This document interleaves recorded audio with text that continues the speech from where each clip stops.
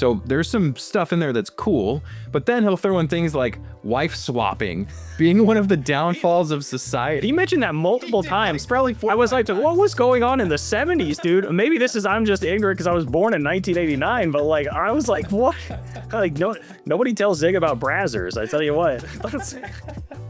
We'll get into it in a chapter on work, but like how people can just, you go to work every day, you do the same thing 40 years later, and it's like, damn, I guess I kind of died when I started working, because I haven't really done anything with my life since then. And just the way he phrased it, I thought was really interesting, really unique way. That's what I mean. That is one of the best. That's a bar, man. Born 1942, died 1974, buried 1997. Like, that is one of the best lines I feel like in the whole book. This book was not written to entertain you, although I've tried to make it enjoyable so you will read and reread it. It isn't written to inform you, though I believe the message includes a considerable amount of information.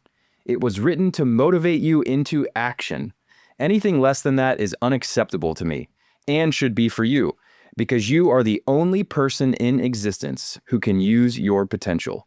It is an awesome responsibility. Before the apps, the influencers, and the viral videos, there were the words, my friends. The foundations of success were written decades, even centuries ago. This is the classics. Join us as we explore the legendary texts that have shaped millionaires, leaders, and dreamers for generations. We're pulling back the curtain on the original secrets of greatness to see if they still hold weight in the 21st century. I'm John Kurtz, and with Adam Tank, we're finding the gems that history has quickly forgotten. It's time to go back to the basics. And today we're talking about See You at the Top. The one and only from your boy, Zig Ziglar, man. I tell you what, Zig Ziglar has converted me. I am a big Zig Ziglar fan, as I was listening to him motivate me this morning before we did the show. Zig is one of a kind, without a doubt. Interesting backstory. So I did a little digging on him. So he was born premature in a very poor part of Alabama. He was the youngest boy of 12 children. Yeah. His dad died when he was 6. And then 2 days later, his younger sister died. So he had a ton of, I don't call it trauma, in his early years. And that certainly motivated him throughout his life to accomplish and be more. I think he probably felt that he didn't want to ever be in that position again. And then also came to find that being positive, despite horrible circumstances, is a great thing. So he ended up publishing this book in the 1970s. It was the early 70s. And he became a super popular motivational speaker. This book actually came out after he sort of became famous for that kind of stuff. But the older generation of salespeople that I know, and a lot of business people that I know, all listen to Zig stuff on tape and in cassette. So when they were in the cars, they would pop a little cassette in and crank it out, or like have their Walkman with a CD player when those came out, and they would listen to him repeatedly. So he's been very popular for decades at this point. Yeah, well, and he also was like, I feel like ahead of his time, where he was talking a lot about how important it is to get a cassette player and listen to it in your car. I'm like, this guy was like trying to podcast before podcasts and like maximize efficiency with that. So in some ways ahead of his time, in some ways definitely a product of his time, which Definitely. we will get into. Yes. But yeah, and it's crazy to me. So I had never heard of him before, but so like salespeople that have talked about listening to him. Yes. I mean, I get why. It's easy to see. And here's the thing, we're going to talk about the book, but like, you need to read the book and get the audiobook, or just go to YouTube and like listen to him speak. That's actually probably the better move, cheaper move, but that's the real draw of him. Like, the book is great, and it's got some personality in it. You can still pick up on that, but you got to listen to him speak to really get the full Zig Ziglar experience. That's what it's really about. Like we said, he's a character. He has a full Southern accent, a ton of Southern sayings and phrases and super goofy stuff that he talks about. And he was also very staunch Southern Baptist, which certainly comes out in this book, which we will talk about. And then he also was a product of, call it like Great Depression or like World War I, World War II culture, where he is very pro-American, very anti-communism, and we'll talk a little bit about that. Yeah, I mean, but the thing I will say before we like totally get into it is like, as much as a lot of that stuff, if you would have told me going in before I had, I'm glad I didn't know that before I started reading and listening to him. I'll say that, because that would have been kind of a turn off to me, and I would have rolled my eyes a little bit and be like, okay, is this going to be like listening to an old grandpa just ranting or whatever? And there are times. But definitely, he's got a lot of great stuff in there, and his delivery, like if you're someone that wants to be a speaker or learn how to like get people to learn things, if it's just in your corporate job or you want to make content or whatever, he is so good at finding, the little colloquialisms to throw in, but little stories and just like everything that makes content memorable so it sticks in your brain. So there was a lot. I think there are a lot of gems here. You got to dig sometimes, but there are a lot of gems here. I mean, Adam, did you wake up today to your opportunity clock? I did not wake up to my opportunity clock, no, but I did work on or wake up to the other book we'll be covering here in a bit. So we'll get into that one in a separate episode. Okay. Yeah. All right. So this book is written as Zig speaks. So it's important to note that it's a compilation of speeches and seminars and whatever else that he's given over the years. So I think it is much better listened to than read, and that will inform my rating later on in this episode. But the way that it's written is that it's broken into 7 what he calls segments, and then each segment has chapters. And so there's lots of storytelling, short stories, like goofy drawings. There's a love recipe at one point where he's like, take one part love, one part whatever, mix it up, and recipe for successful marriage or whatever. Just super goofy stuff. He has a ton of good recommendations for other classics to read, which I've already pulled like 2 or 3 that I've bought, which I'm excited to cover in a subsequent episode. It was really hard for me to get through nearly 400 pages. It is a slog for sure in many parts. But there are definitely a ton of nuggets that we're going to talk about today that are worth taking away. Yeah. There was a time where I was just like, man, I feel like I've been reading this for a while, and how is it still going? So the first segment is called The Stairway to the Top. And so this whole thing, he has these drawings throughout, which basically has this stairway of success. And each step of the staircase is a different word that he talks about that you basically have to like achieve or subscribe to in order to reach the plateau. And so we'll start out by talking about this quote. He says, "If you use dishonesty, deceit, or fraud, you might acquire money, but you will have fewer real friends and little peace of mind. That is not success. The man who earns $1 million but destroys his health in the process is not really a success. The corporate executive who alienates his family in his climb to the top is not a success.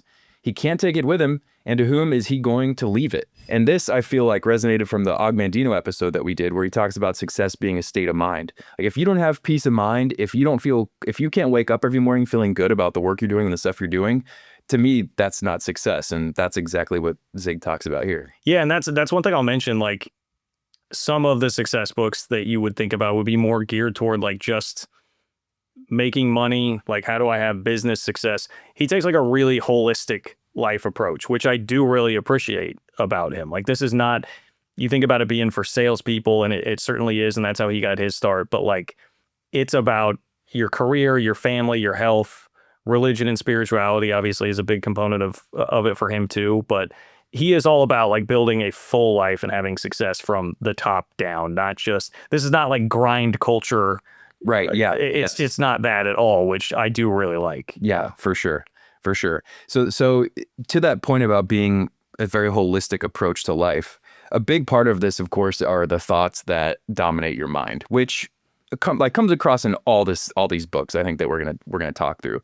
And there's this passage that he talks about, which I think is so relevant today. And he talks about, just straight up, he says, since we live in a negative society. I mean, that's a bold statement. We live in a negative society, period.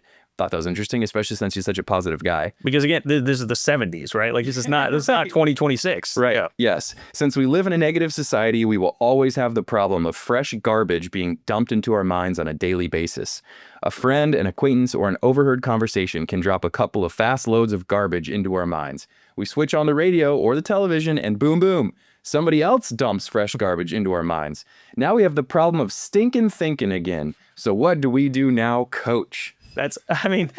He's got stinking thinking, and you need a checkup from the neck up. Like, this is what we're talking about. Like, you get a lot of this throughout the book, which we laugh, but like, you remember it. Yeah, you remember it.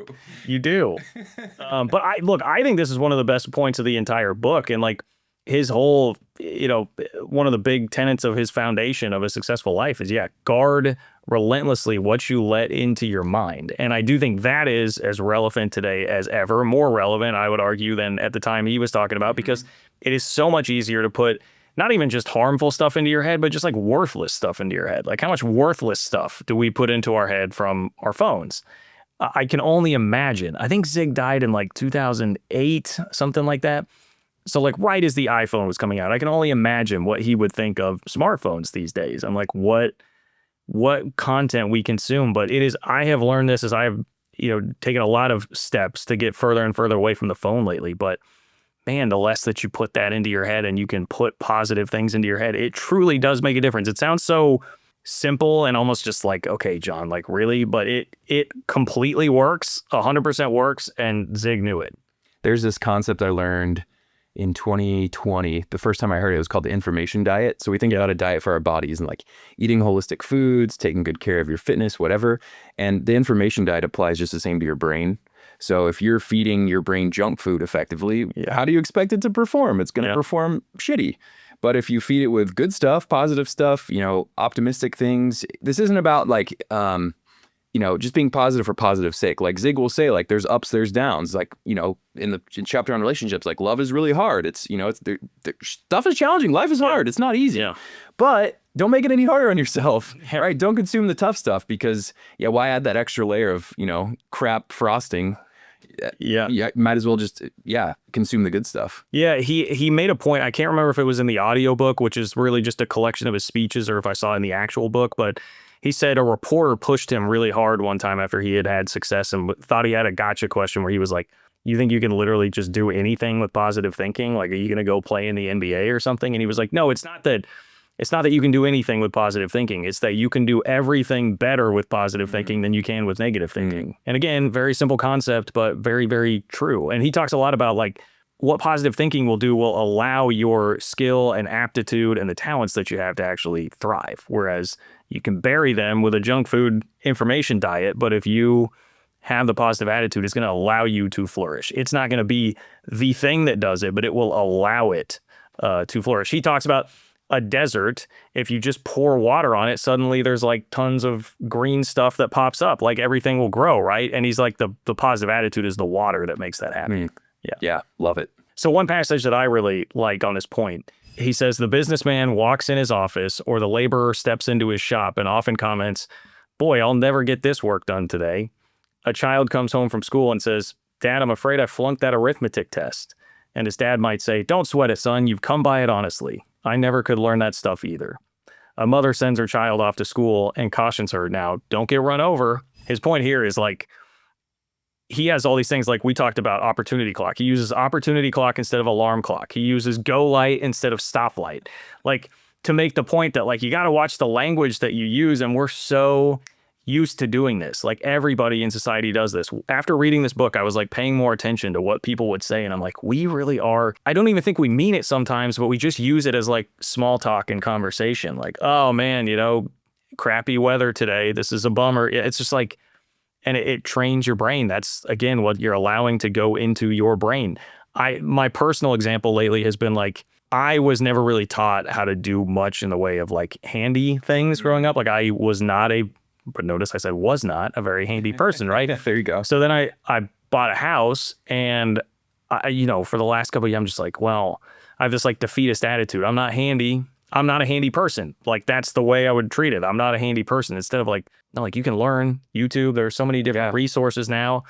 I built a fence out there in my yard, and it's like, okay, you can get better and learn this and do this. You can't go into it with this attitude like, that's just not who I am. I can't do it. You can, but we're so trained to just accept that. And he really, really pushes back against that. That's one of the things I took away from Atomic Habits when I first read it was, if you want to change your behaviors, change the identity that you basically become.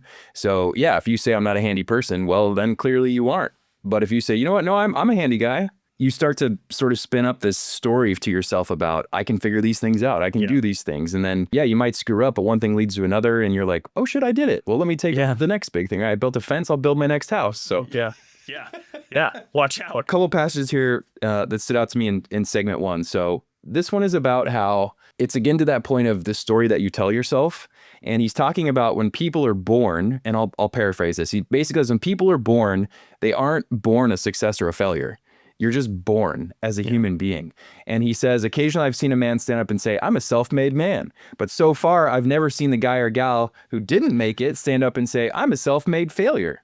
You know what they do? They point the index finger and say, I'm not successful or happy because of my parents or whatever other external circumstances you want to give. And when you have your index finger pointed towards someone else, you'll discover there are 3 times as many fingers pointed right back at you. Your success and your happiness start with you. And I mean, I'm a big believer in like, if it is to be, it's up to me. And so I just love this passage, but it's absolutely true. Like, no one is born by default a success or a failure. Yeah. You become that way. Yes, there are some external circumstances that can certainly, shape you as a person, no doubt. But ultimately, a lot of it is up to you. I'd say like probably 90% of it is up to you largely. I mean, I think that's like the old adage, right? Don't people always say like life is 10% what happens to you, 90% how you react to it.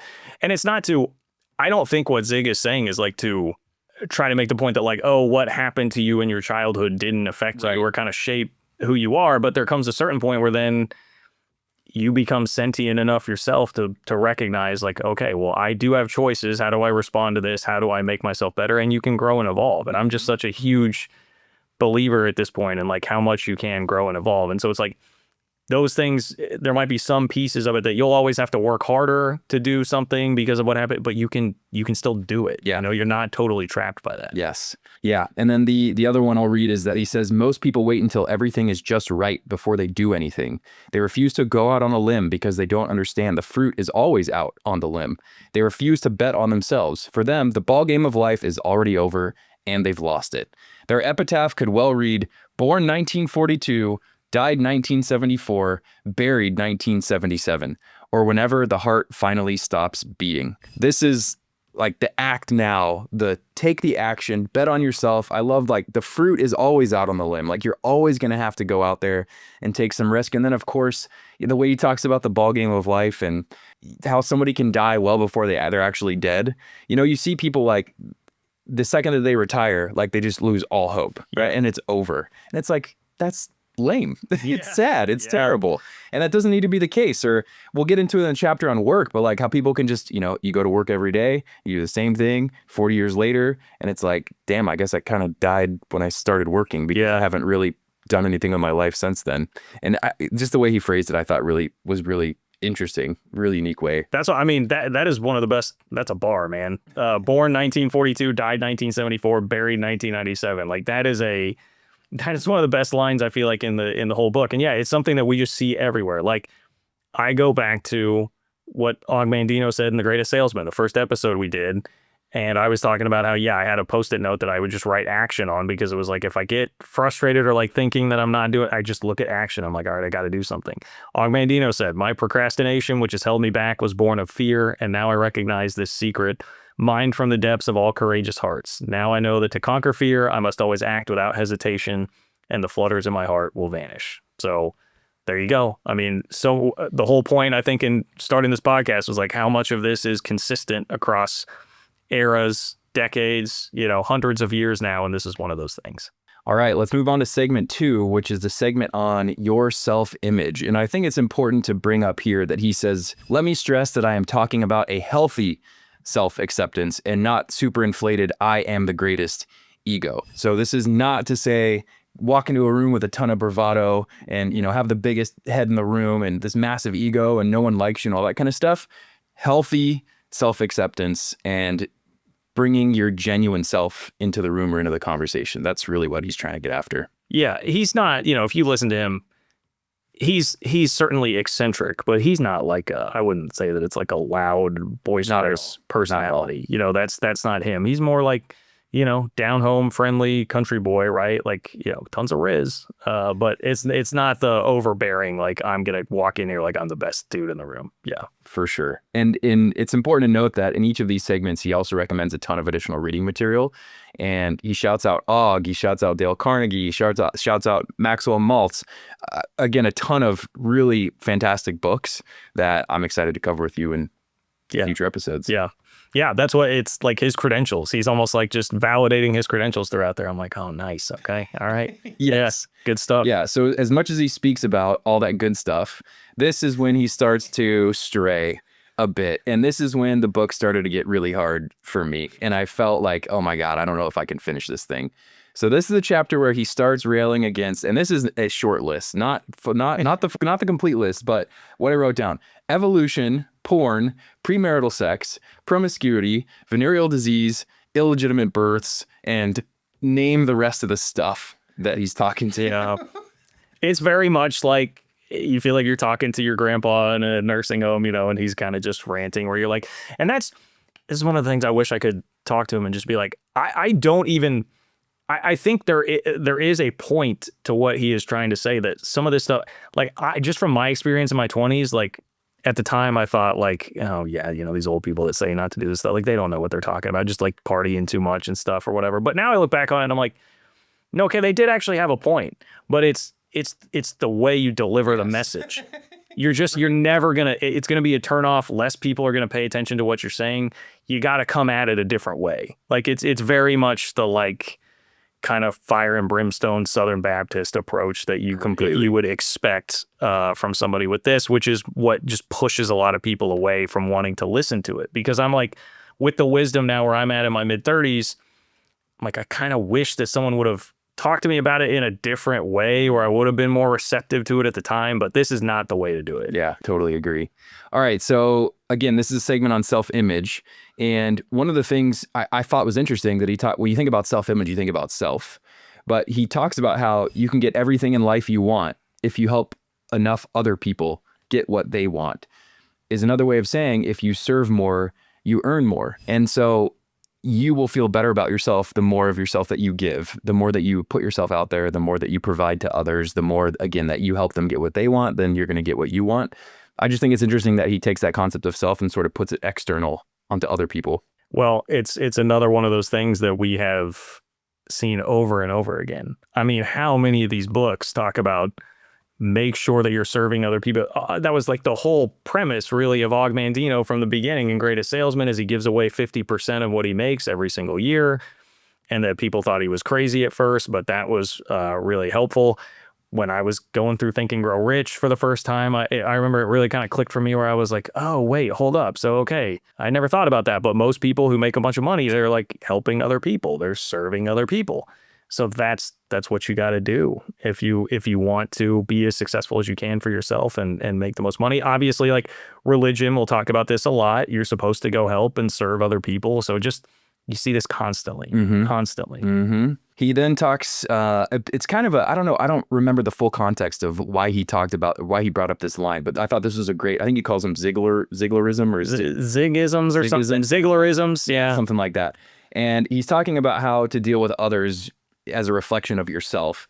And he says that they haven't learned that when they're throwing dirt, they're not doing a thing but losing ground. I thought that was brilliant. Like the more you throw shade and the more, that you just dump on other people and you're that negative force, like literally like you're throwing dirt at people, you have to pull that dirt from somewhere and you're pulling it from right around you, right? And the more dirt you throw, the deeper you're sinking, like the deeper hole you're burying for yourself. I just thought that was brilliant. Yeah. So cool. And another one of those things that if you start getting into this and you start paying more attention then to what people are like around you, you just, good people, but you just, we do it all the time. Like we just want to, sometimes I think once again, it is a tendency of us to like, we feel like we need to do that to like have conversation with people, to talk about people. It's to gossip and say things about other people. And it really astounds me how much I hear it now. And even just so how much sometimes I have to like literally think and stop myself from doing it. Cause it's human nature, right? To do it, but it is not productive in any way. And I'm telling you, you'll be much happier if you stop it. Yep.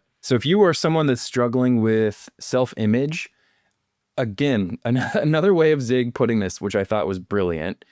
If you're like I'm worthless, or my life is worthless, or I'm hopeless, or right, those negative thoughts come up. He says, since you would not take $1 million for your eyes, $1 million for your back, or $1 million for your legs, you are already worth over $3 million, and we just started on your personal inventory.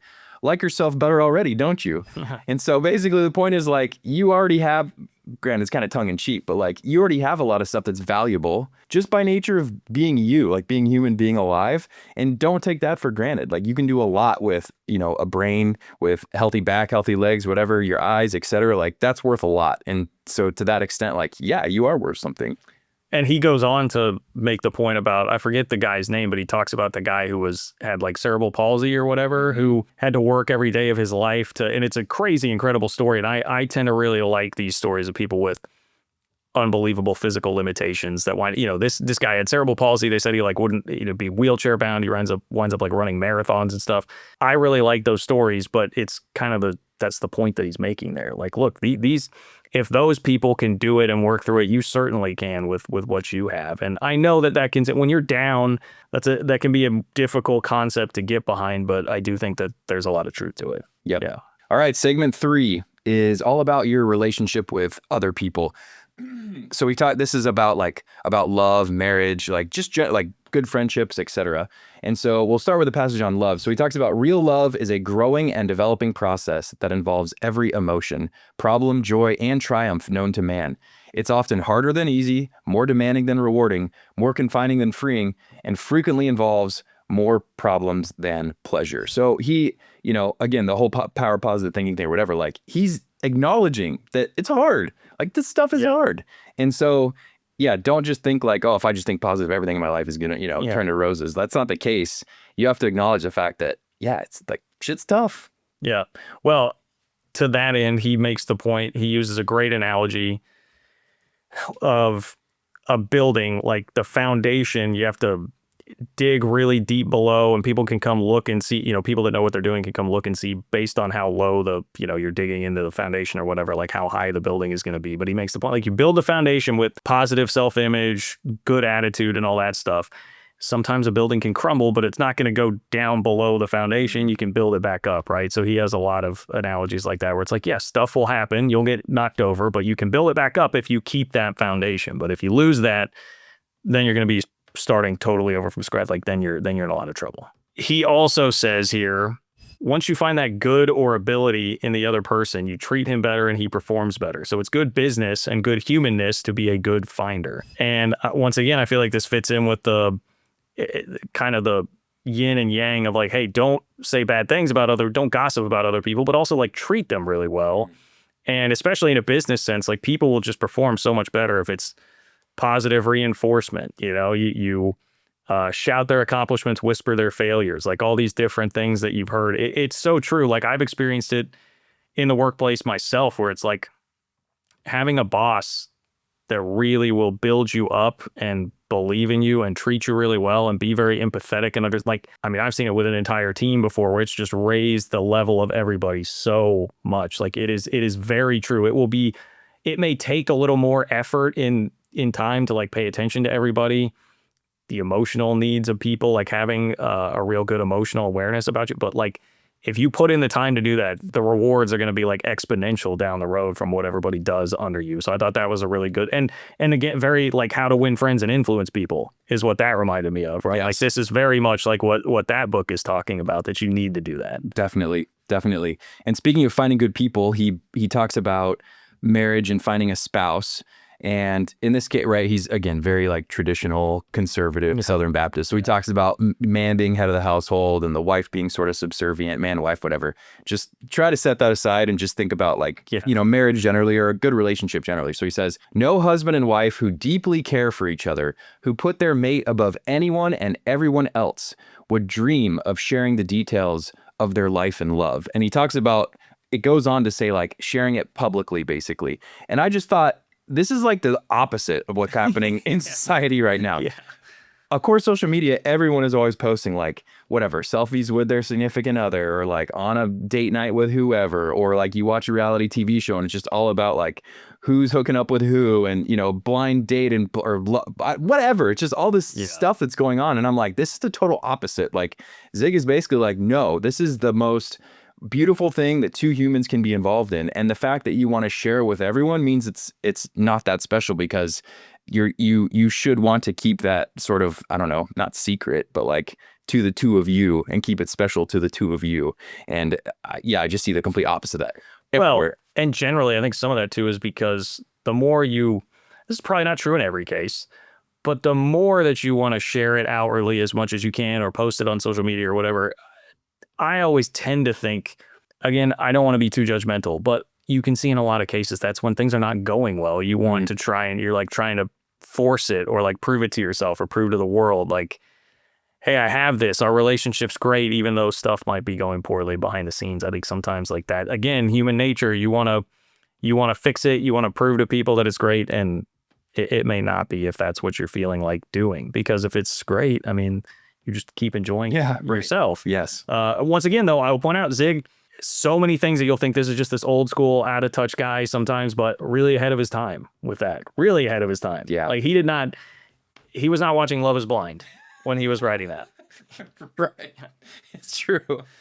So the other thing he says about marriage, and I've heard different variations of this, but not the way that he phrased it, is that marriage is not a 50-50 proposition. It is a 100-100 proposition. Husbands give 100% to the marriage and wives do the same. You know, I've heard like it's a partnership, and like sometimes you'll have to give 90% and the other person can only give 10% because of how you're feeling. But he's like, no, you're both in it 100%, right? 100% of the time. And that's arguably really, really hard to do. Like your spouse or significant other is always going to have downtimes, and it's going to be tough to be that 100%. But I like setting that as a lofty goal, because I do think it would be better for the relationship overall. Yeah, and he's got some credibility there. He was married for a very long time to the redhead. Oh yeah, always refers to her as the redhead. That's his wife. So he's got some credibility there. Yeah. All right. So segment 4 is about goal setting, and this. So after the slog of 3, getting through like the venereal disease and the whatever else he was talking about, 4, I was like, this as a standalone book, I would have given it like a 9.5 easily. Yeah. Best chapter, maybe even of any book I've ever read relative to, you know, self-help, inspirational, whatever. It was just fantastic. And so a couple of things I want to highlight here. So the first was he talks about basically like goals and thinking about them relative to activity or accomplishment. And so I've heard this rocking chair analogy, like you can make a lot of motion sitting in a rocking chair, but you don't actually go anywhere. And so he's saying, are you actually accomplishing things, or are you just doing things just to do them? And I think a lot of times, like if we're bored or we just think we want to make progress, we will just do whatever, right? Throw something up on social media, or like listen to a podcast we talked about in the last episode. Like a lot of times that stuff's just not helpful. Yeah. You feel like you're accomplishing something, but in reality, you're not. And so I that is sticking in my mind right now. Like, am I doing this to actually get something done, or am I doing it just to do it because it feels like the right thing to do? Yeah. So I feel like, you know, the kind of hustle grind culture of these days, like pushes you to like always feel like you're doing something, but what is truly important? And to me, the best book I've ever read on that is Eat That Frog from Brian Tracy, where it's like, no, like organize your tasks by like it's just distill down what is going to make me the most money or progress in my career, whatever my big goal is. First of all, figure out what that is, and then figure out what the tasks are that move the needle the most. Make sure you prioritize that you're doing those first every day and knock those out. And that's how you're going to like really achieve true progress, instead of just being distracted by every single email, thinking that if you're answering an email or checking your texts or your social, like that stuff is actually making a difference. Even if that's a part of your job, like I think it's still important to have certain segments of the day when you're going to do that, and not be at the whim of every single thing that comes to you. I've been reading 7 Habits of Highly Effective People, where it talks about the different quadrants. You know, is this urgent or is it important? And there's a huge difference between you have a ton of things that are urgent, but the stuff that's important is what really moves the needle. So you got to make sure that you're focusing on that. Mm-hmm. Definitely. So he goes on to talk about goals, and you mentioned that the goals must be big. And so I'll start there. And he says that there's no excitement in mediocrity or in keeping up with anybody. There's no excitement in making a house payment, a car payment, or just getting along. The excitement comes when you do your best, which you can do only with the proper goals. And so finding the goal is a really important part of this whole thing. Like, what is your goal? And he's not telling you your goal should be to buy a house or buy a car or have a boat or have a bunch of money or what. Like, your goal is, it's your goal. It's up to you, right? So choose whatever your goal is. And then he says you got to take risk and feel purposeful in taking action on it. And so I love this passage. He says, just as ships are built to sail the seas, planes to fly the heavens, and houses for living, so is man created for a purpose. You are here for a reason. That purpose is to get everything out of you that is humanly possible so you can make your contributions to mankind. Goals enable you to do more for yourself and others too. So again, this is not meant to be selfish, right? The goal isn't make as much money as I can so I can hoard it and build my castle. It's do it so you can make your contributions to mankind. Yes, you will better yourself, but you're also going to better others along the way.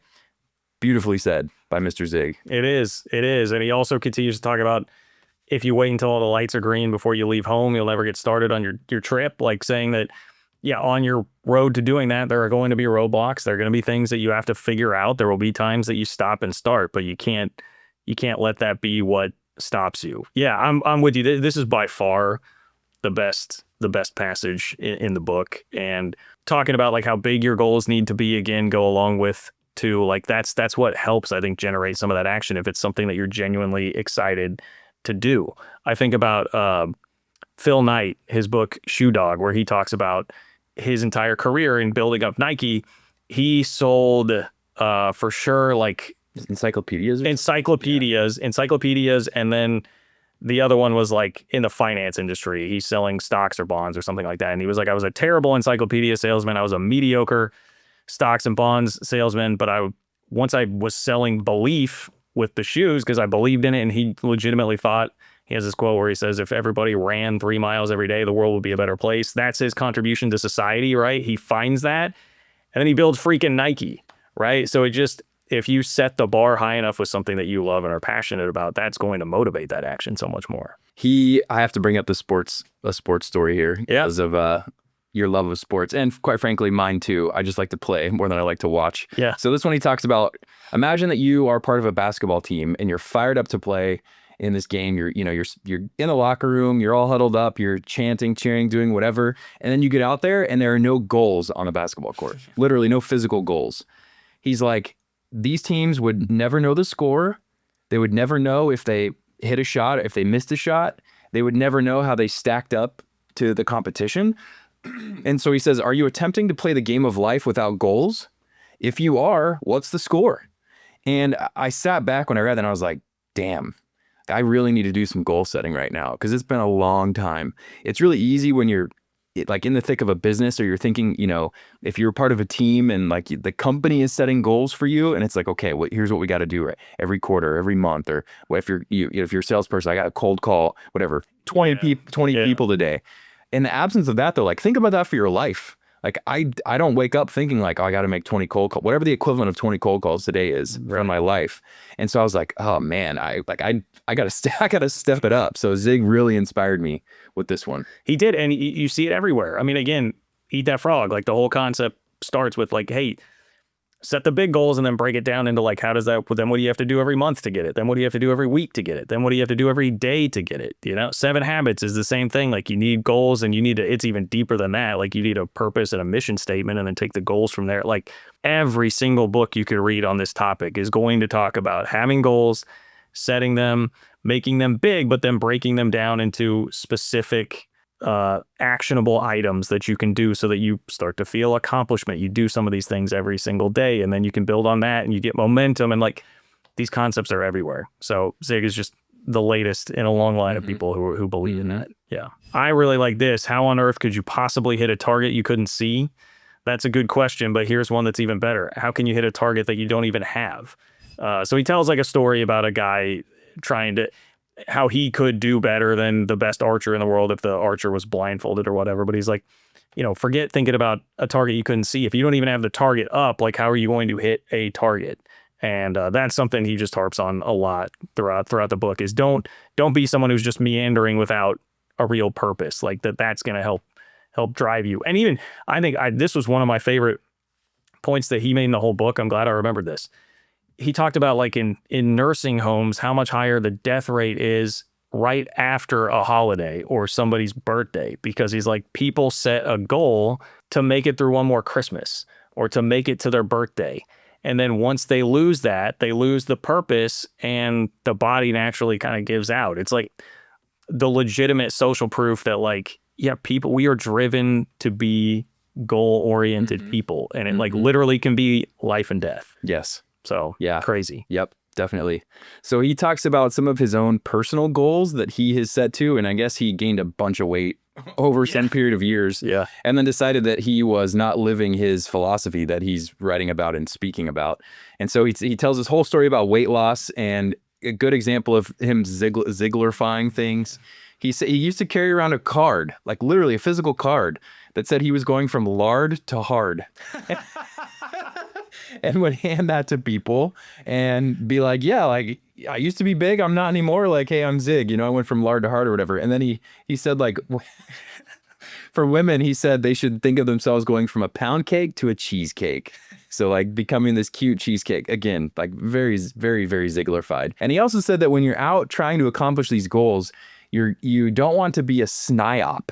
So SNIOP, and that stands for susceptible to the negative influence of other people. So this is, again, about like be careful about who you surround yourself with, be careful about the stuff you're feeding into your head. And I just like SNIOP is going to stand out. Like, I'm going to remember that one. Yeah. Sure. Yeah. It's a crazy one. I also love one of my favorites. I heard him say this morning.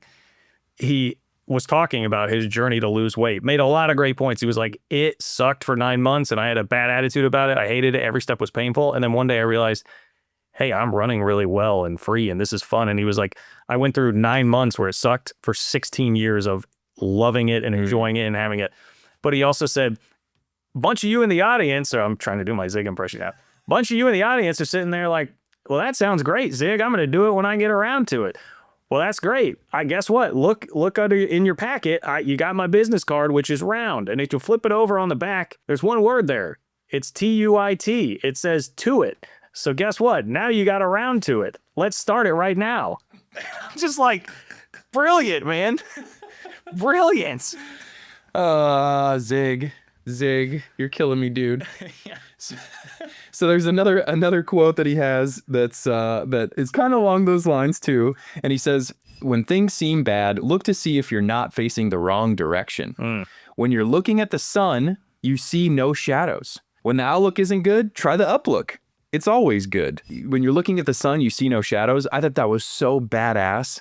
I'm like, that is freaking fantastic. Like, set your sights on the thing that you want, or like the positive thing, right? You're going to forget about all the like the negative shit or the stuff that's behind you. Right? Stuff in your past. Yeah. So awesome. So awesome. Yeah. Yeah. There are lots of good. Again, this chapter was just excellent all the way around. All right, so let's move into segment 5, which is a segment on attitude. And you might imagine, if you're still listening to this, that this is a big part of his belief and his philosophy is you got to bring a good attitude into the world. And so many of you have probably heard this whole thing about glass half full, glass half empty, optimist, pessimist.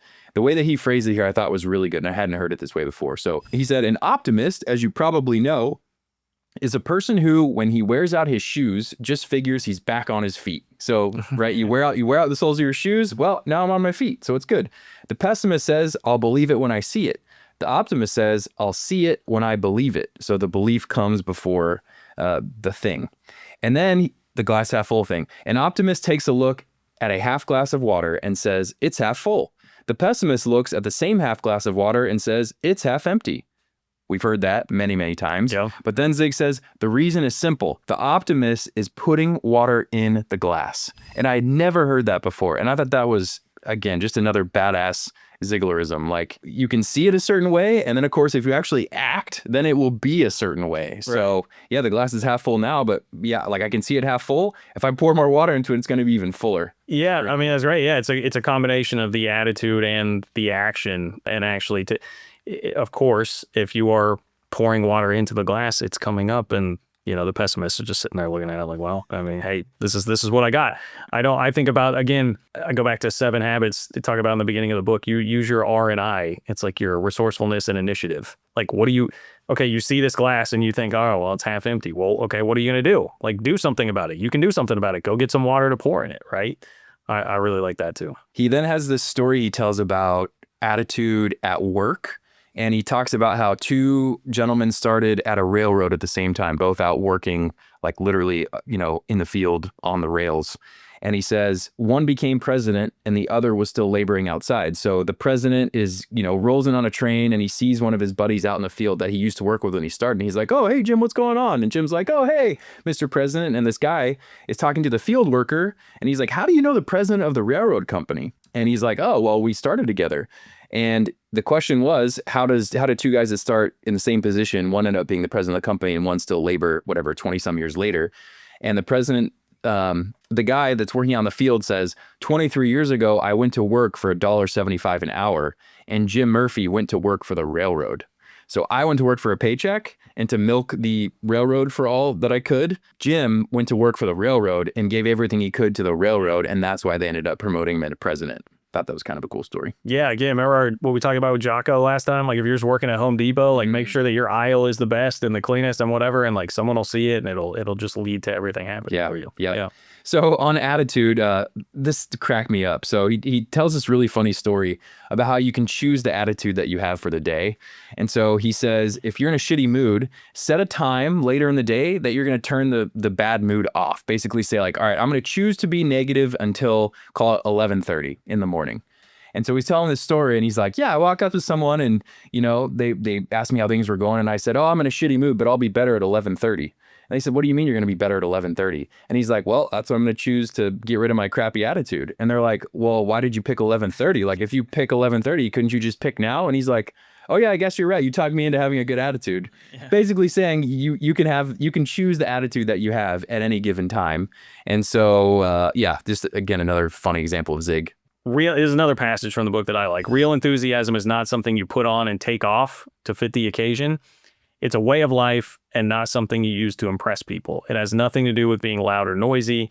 It's an outward expression of an inner feeling. And I think that's so true. You know, I mean, it's like some of the most driven people that you can either think of throughout history or positive, optimistic outlook people that you think about throughout history. They're not like loud, boisterous. It does. Again, I think if you're too loud and too over the top with that, sometimes people are going to look at that and be like, well, that doesn't seem genuine, and you might be overcompensating for something. But it's just getting up with like a zest for life, being excited about what you're doing. If you found something purposeful that is driving you every single day, like Shoe Dog, you know, you finally found your Nike, what it is that you're doing, like that's going to make such a difference in how you act. And it doesn't mean that you have to be, I think critics of this type of thing would probably say, oh, you're just trying to get people to like be too over the top and corny and force it in my face about how positive you are. No, it doesn't have to be that. But just when you're confident, you take care of everything internally, you have the internal win first, another 7 Habits thing before it comes out externally,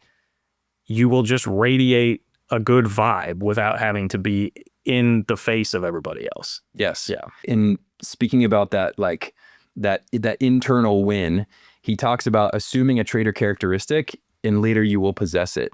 And I have a long dead TikTok account now where I used to cover people, like famous people that have alter egos, basically. So like Beyonce has Sasha Fierce, Eminem has Marshall Mathers. And the reason they do that is because they literally will carry on a different persona when they're performing or when they're on stage or whatever.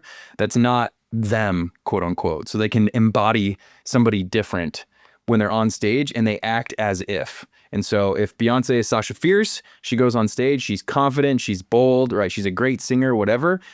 She claims that in her personal life as Beyonce, that's not who she really is. And so she embodies this other person. Well, once again, Atomic Habits, embody the mindset of what you want to be, and your behavior will start to follow. Definitely.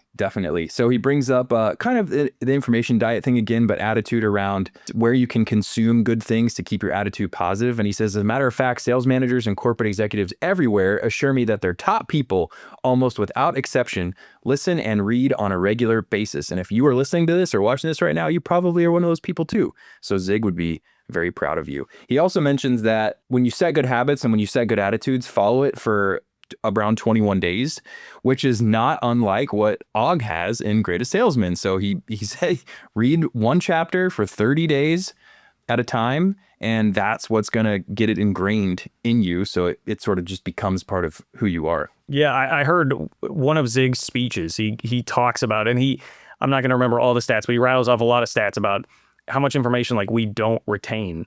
And you can see something, you can hear something many times over and not actually retain all the information. And he does this great trick on the audience where he's like, how many of you are wearing wristwatches right now? And so like, you know, a bunch of people say yes or whatever. And he's like, okay, can you tell me how many times you think you looked at it? And he drops the math. People look at their watches like 300 times a day or something was a stat. So if you've had it for 2 years, you've looked at it like 6,000, whatever it is, 9,000 times. He's like, what? Can you tell me right now what your 12, is it a Roman numeral or is it an actual numeral, 12? Mm-hmm. You know, and then people are kind of like, I don't know. And so then he starts like, why don't you check? And then he has them do this like 3 times and they're kind of like, oh, wow, I didn't know that. And he's like, yeah, he's like, you know, you just checked it right now, right? what time is it? And then everybody's like, they all start laughing or whatever. So it's like he makes the point, like you can look at something a bunch of times and it's not going to stick. So you got to be consistent with it. Yeah. Clever guy. So the end of this chapter. Oh boy. Oh, in true Zig fashion, he starts railing against porn and then pot for like 7 pages. He goes off for a long time. And then the one that really was like, okay, dude, you got to be kidding me right now. He talks about destructive habits, ruining your attitude. And he lists these things as destructive habits. So obesity, being habitually late, profanity, smoking, having a short temper, alcoholism, promiscuity, and homosexuality as a destructive habit. And it's like, come on, Zig. Like, we were almost there, dude. We almost got through another awesome segment. But then you had to drop that at the end. Killing me, man. Yeah. And again, I will just say it helped me to have not known this before the book. If you go into it and you pull out the things that are useful from this, I'm telling you, he has a lot of things really right.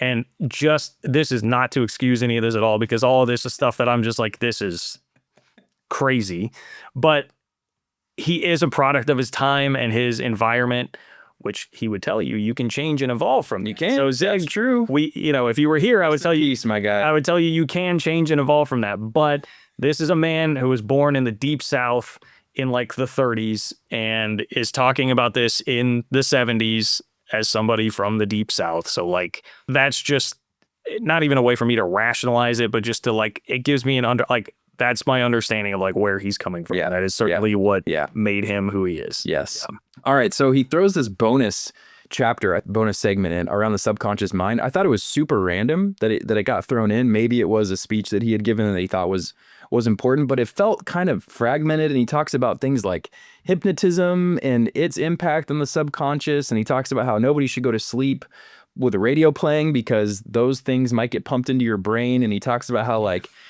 Charles Manson's motivation for murder was based on a message that he heard at a Beatles recording, like all this stuff. And I'm like, all right, man, I don't know. Like if you're going to read this book, just skip that chapter. It's not that. The end, man, the end. I would just, a lot of stuff at the end. It was like, okay, I agree. I mean, I think it's crazy to try and fall asleep with it. Maybe it works for you, whatever. I'm not here to tell you what to do. For me, that would be crazy. I wouldn't be able to fall asleep with all that. But yeah, I don't know about Charles Manson.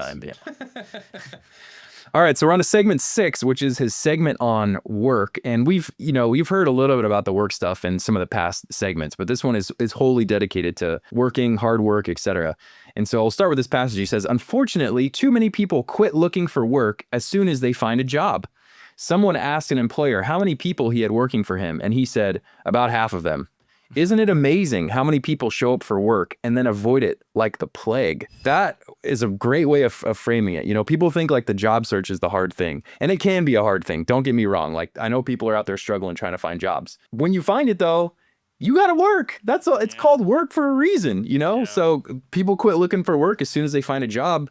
You're probably going to have to start looking for another job soon if you're not going to work and working there. And once again, even worse today with phones, another thing that he's kind of ahead of his time with, like that was going on in the 70s, but it for sure is going on more now today. You've got a way easier way to escape and just get in there and like, this is where, I'll probably stray from, I feel like my generation a little bit and be like, I tend to agree with him more than like I see a lot of people now, like, your corporate job, your corporation is just trying to take advantage of you. Like, you should take advantage of them as much as possible. And I'm just like, I understand how you get a little disenchanted and frustrated with that. But if you're talking about the overall scheme of your life, like if you truly want to get out of a job what you can get out of a job to help yourself the most, it's going to be to perform the best that you can at that job, regardless of how your company is treating you. Like, I'm sorry, this is another thing I've done a pretty big 180 on, I would say, from like being in my 20s. I'm going to disagree with most of my generation and younger. That seems to be like the prevailing attitude that I see a lot of now. Mm-hmm. I think this is one of those things where like, there's a lot of wisdom in this, and I wish more people would realize that. I couldn't agree more. Yeah. Couldn't agree more. So then he talks about how you have to persist to succeed, and persistence in work and working hard. And so he talks about persistence overcomes resistance. The opportunity for greatness doesn't knock. It's inside every one of us. However, we must work to get it out. We are often told to strike while the iron is hot, which is good advice. Better advice, however, is to make the iron hot by striking. Love that. Yeah, I thought that was super cool. And then he tells this amazing story about Ben Hogan, the golfer, overcoming adversity. Did you know Ben Hogan's story? I did not. I knew Ben Hogan was a great golfer. I know he like he dove over his wife in a car accident or something to save her life, and then had to battle all the way back, and obviously wound up being a total stud. Yeah. I had no clue. Incredible stuff. Incredible stuff. Then in Ziglar fashion, he starts to go off about communism. He talks about American exceptionalism almost for the entire chapter, which makes it hard for me to get through. He does talk about the American work ethic, which I still believe in. Actually, like, don't bet against America. I think Americans generally are an incredible culture, incredible population, and we can do a lot and a lot more than what a lot of other societies are able to do by virtue of how we're built and sort of the culture of who we are. And our diversity, quite frankly, I think is a big strength for us. So there's some stuff in there that's cool, but then he'll throw in things like wife swapping being one of the downfalls of society. He mentioned that multiple times. Probably I was like, what was going on in the 70s, dude? Maybe I'm just ignorant because I was born in 1989, but like, I was like, what? Like, nobody tells Zig about Brazzers. I tell you what. Oh, Zig. So then this is kind of on the same lines of like railing against whatever he's talking about. But this one I actually thought was interesting because of what's happening today with social media and phones. But he says, what are the kids being taught? By the millions, they watch TV in living color, where instant coffee, instant tea, and instant potatoes, along with instant happiness, instant success, and instant gratification are sold. So he thought 50 years ago that instant gratification was a problem. Yeah. And it's like, look at us now, like everything that is around us, like with the phones and with the TV and with whatever, like it's all about instant shopping, instant shipping, instant whatever. AI, instant whatever. Totally. Like he would be, I don't even know, like wherever you are, Zig, like, dude, I bet you're probably rolling over your grave right now. Can't even imagine, dude. But I'm a man ahead of his time. Yep. Once again, I'll say it. A man ahead of his time. Yeah, that's for sure. He also talks about problems. So like problems are going to come up when you're working. Problems are going to come up in life. I love the way that he reframed this. He says, if you have problems, it simply means you are alive. And the more problems you have, the more alive you are. It's true, because if you're just holding up, this is kind of like, as someone who struggled with anxiety at points in my life, that's like the type, like when you get anxious, you want to just like hole up and make your life smaller and not have things that you don't want to go out in the world and face anything. And it's like, okay, you may have no problems because you're just sitting here in a room not doing anything. Right. Then that obviously becomes a problem in and of itself. So it's sort of a paradox. But also, like, yeah, the more problems you have, the more you're going out and living and doing and experiencing things, and more things you have going on, there will be problems. So yeah, I love that. I love that reframe. All right, we got to rate this book. I knew that I would be higher on it for you than you, but it's mostly because of, again, listening to him. So I will again say, I wouldn't stop you from reading the book, particularly if you want to go read the goals chapter. But what you should do is just listen to Zig Ziglar on YouTube. There are a bunch of videos, and you can basically hear his entire like seminars that he was giving back in the 70s and 80s on YouTube. Go do that. There are really good things to take from it. It legitimately is inspiring, I think, to hear. And it's not just because of the message, but it's the way he delivers it, and it will make you laugh. He's such a gifted speaker. He's so good at what he does. So I gave the book a 7.2. But it's mainly because to me it was a jumping off point to go discover more of him. And I got the audiobook, which is just seminar pieces of his spliced together, which was really, really good. And I think if you, and some of this too, it kind of made me appreciate, like, once again, seeing someone with a lot of his takes that I would really disagree with and that would be big turnoffs to me, to take a step back and be like, oh, because I didn't know that before and I gave him a chance and I listened to a lot of this other stuff, I very much more appreciate where he's coming from.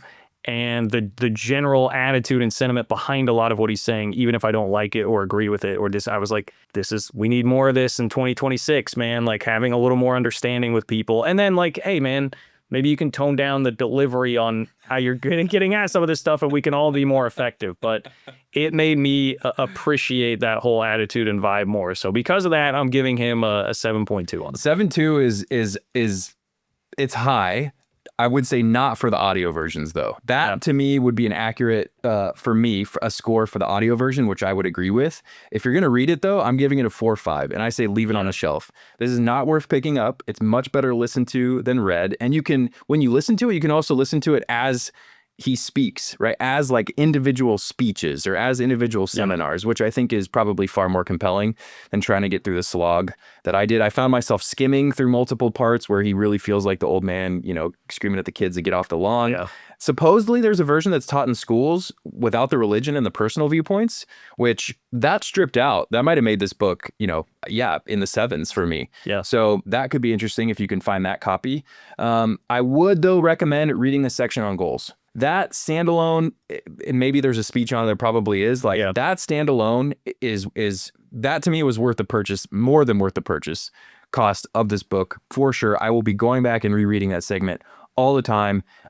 Absolute banger of a segment, and I thank you, Zig, for that. It is really easy to see how this influenced a generation of salespeople and like had a really positive impact on people's lives. I will say that. Very, very easy to see that. And Zig, I got to thank you, man. I've been thinking about the Spice Girls all week because I continue to hear Zig Zig ah as I think about Zig Ziglar. I'm saying it like as I wake up, like, all right, Zig Zig ah. Oh, man. All right. Well, look. We read these books, so you don't have to. If you enjoyed this episode, do us a favor, leave us a review and tell us which old school book is currently gathering dust on your nightstand. Which do you want us to read and profile next? For Adam, I'm John. Thanks for watching and listening. This has been The Classics.